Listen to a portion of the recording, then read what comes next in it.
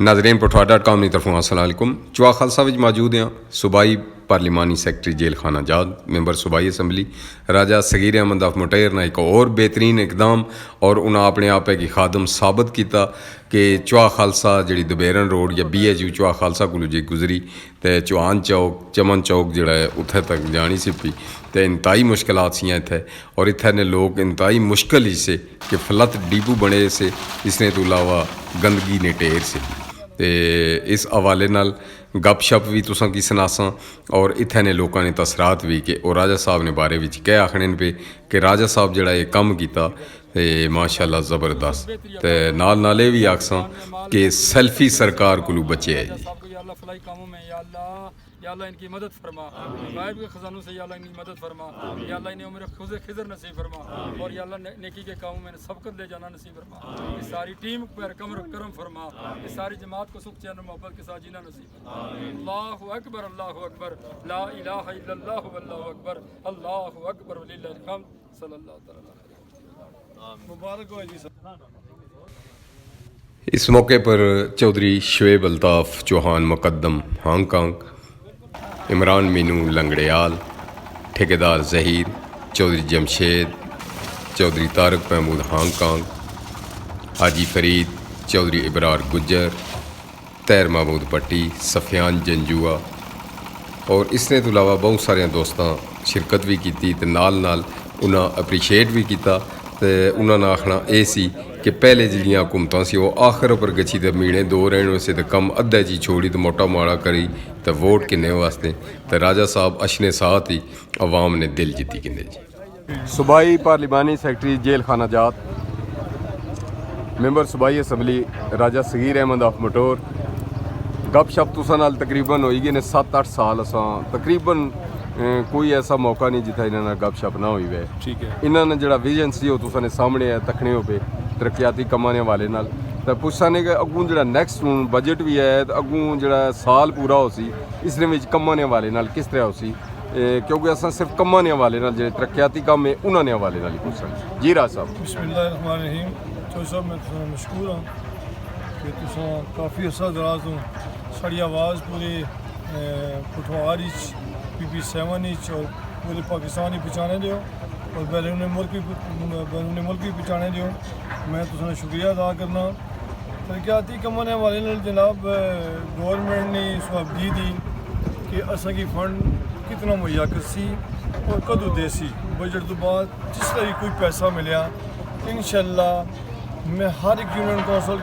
की खूबी जानना कि केड़ी जा कम की जरूरत ही केड़ी जा मुश्किलात ही इंशाअल्लाह मैं ना किसी सिफारिश की मेरी जरूरत ही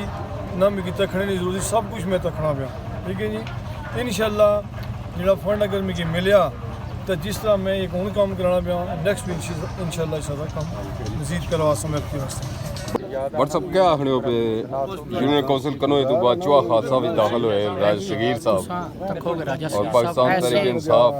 ऐसे MP के हर दिन जी तक सारे बंदे चाने खलते थे वो तो कोई ना कम करने पे राजा साहब बिला तफरीक कोई बात कोई दिन तक हर जा कम कराने पे और एक नंबर कम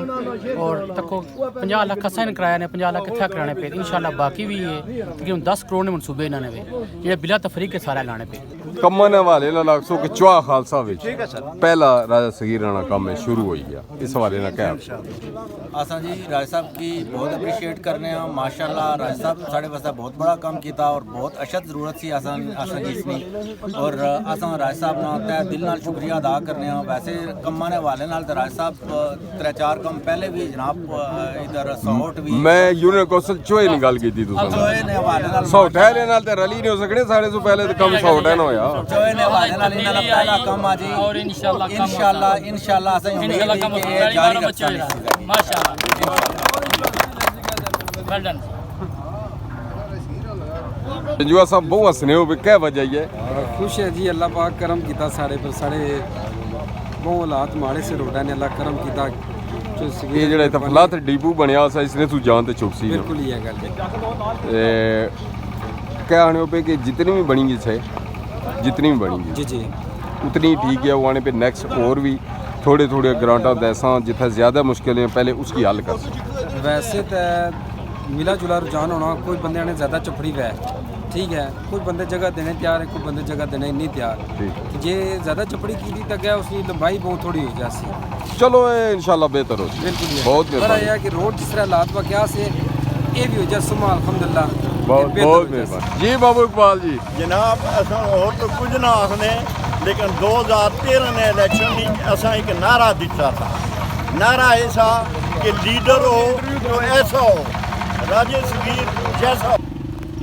तैर भट्टी साहब क्या आखसो तुसां अज ने वाले नाल तकरीब हुई चवा खालसा बड़े अरसे तो बाद।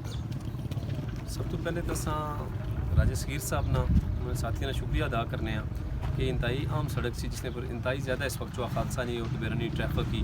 स्कूल ज़्यादा इस रोड पर वाक़ है और ज़्यादातर स्कूल में बच्चे की आमदो रफ्ती बहुत मुश्किल होने से सब तो बड़ी गल ऐसी कि पानी हर वक्त खड़ा रहने वजह तो नमाजी ने कपड़े भी ना पाक हो पेश करने राजा सगीर साहब की और टीम की एक बड़े तवील अरसे बाद इस सड़क का मुतालबा पूरा किया जाना।